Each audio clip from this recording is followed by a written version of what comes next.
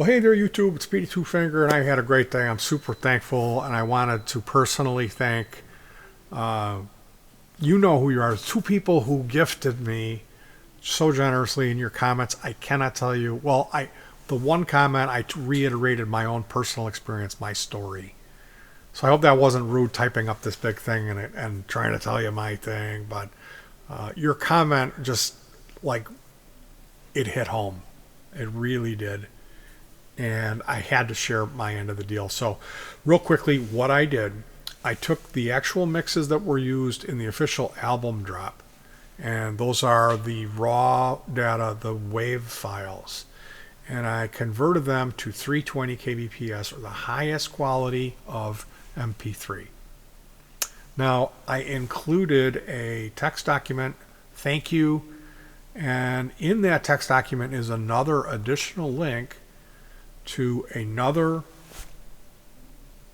Google Drive link for 2017's album, which is called Minor Technical Difficulties. So if you gifted me, if you wanted to get a copy of this new album, surprise, you get another one. And that's up to you if you want to download it. It's not individual tracks. It's one big MP3. That album, there's a song, and then it fades into sound effects, and those sound effects fade into the next song. So it's really designed to be listened to in one sitting, and the songs aren't broken up into individual tracks, so it's just one MP3. And again, that's called Minor Technical Difficulties. I really do love that album. I think it's very strong for a Petey Two Finger, like judging it from what I'm able to do, you know. I mean, you put me next to Yngwie Malmsteen, and yes, I'm an embarrassment. And I'm very aware of that. But I think I'm allowed to be proud of my work. I think that's healthy. And I am proud of Minor Technical Difficulties. So that's included. If anybody wants to get a copy of Semantical Nightmare, you can email me at peteytwofinger@yahoo.com. PETEYTWOFINGER@yahoo.com. It's my username, no spaces, no capitals. And say, hey, Petey, I want to get a copy of that Semantical Nightmare of yours. If you would like to PayPal me a gift, my PayPal is that same email. And at that point, I'll be more than happy to hook you up with a Google Drive link. You'll be able to download this copy of Semantical Nightmare, all 10 MP3s at the highest quality. And included with that is a thank you note that gives you another link, and you can go ahead and grab Minor Technical Difficulties as well. Now, the only difference, they're the same mixes, but they're in a different order. Initially, one of the songs is called Shoe Boogie, and that's from an episode of, well, it's a movie called Rotor, R.O.T.O.R, and it was on MST3K, I think Riff Tracks, where they make fun of the movie. And in that movie, it's kind of it's like a mechanical cop, Rotor. He's I don't know. It's a horrible movie. And there's a scene where, like, at the Skynet or the laboratory where they make these robotic devices, there's a blonde woman, a young strawberry blonde, and she's got her legal pad and her lab coat, and she's working in this lunchroom or something, and there's this character named Shoe Boogie, and he's annoying. He's not white, but he's not black, and he's not Mexican. He's just kind of like they've painted him, and he's got this like big curly hair, and he's smoking, and he's like, yeah, baby, I'm Shoe Boogie. And he's got this like really fake ass slide jive talk that he does. Says, hey, maybe sometime you do, maybe sometime you don't. And he's really bad, Shoe Boogie. So that's the type of song title that's perfect for me. It has nothing to do with the piece of the music. 1 out of every 100,000 people might get the joke. And initially I had used 1950s and 1960s failed missile test footage. So this is when they launch a rocket, and it'll go up a little bit, and then it'll come back down, and boom, blow up on the pad. And I love that stuff. That's some of my favorite of all time video. It's really a cheesy cop-out for me to use it on a whole song. But it came after Sketchy. I think maybe, was it Shoe Boogie? I'm not sure. It was more towards the middle of the album. Now, as I'm editing, I discovered this video called The Secret Life of a Cat.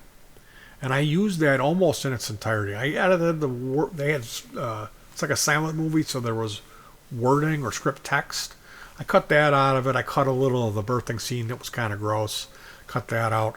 But for the most part, it's the whole thing. And when I finished at the last song, which is track 9, which is an acoustic instrumental,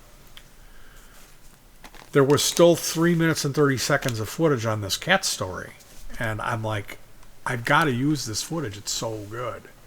So I grabbed Shoe Boogie and dropped it in the timeline, and it fit perfectly. So I thought, well, there you go. Just nix the missile test footage and have that be the last song. Now, Shoe Boogie is more of an aggressive piece. It's got dirt on the rhythm guitars. It's more of a mechanical sounding rock and roller or a marching dirgish kind of industrial feel.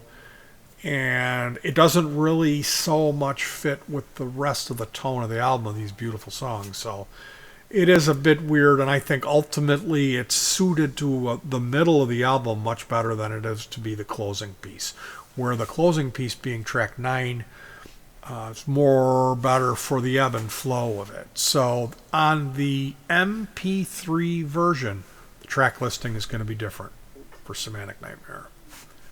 And again, I included a thank you note in there with a link to Minor Technical Difficulties, which is 2017's album. I had recorded this something called P2 Finger Can't Compete in 2006, and I really put a lot into it. Like I worked for 3 months on just the MIDI sequencing.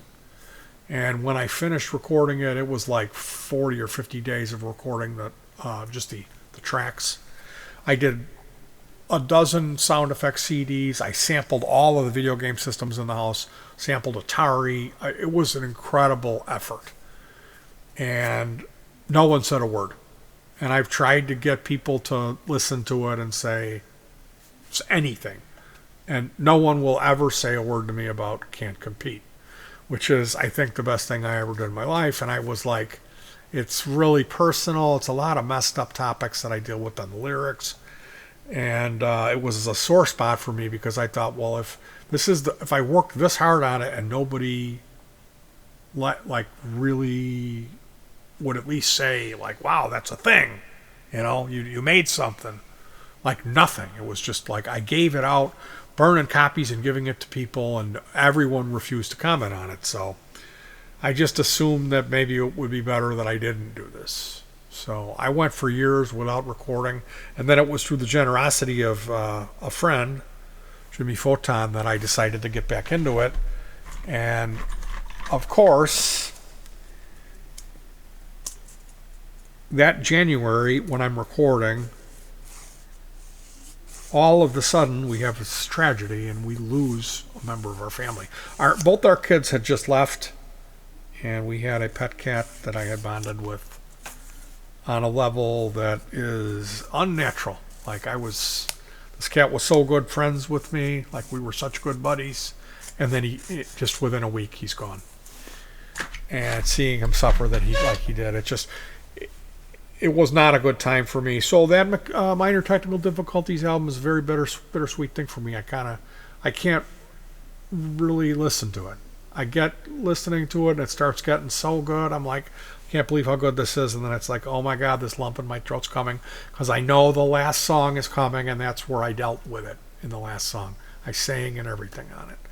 So I figure that's the story on Minor Technical Difficulties. I gave it away. It's a free gift in tandem with Semantical Nightmare. If you would like to get a copy, that offer still stands. And if people are interested in getting the additional tagging information or album art, let me know. Let me know via email, and I'll start working on that. All right, you guys, if you haven't listened to the album yet, you should do that before you comment. Right? Anyway, take care of yourselves, and thank you so much, Christian and Ryan.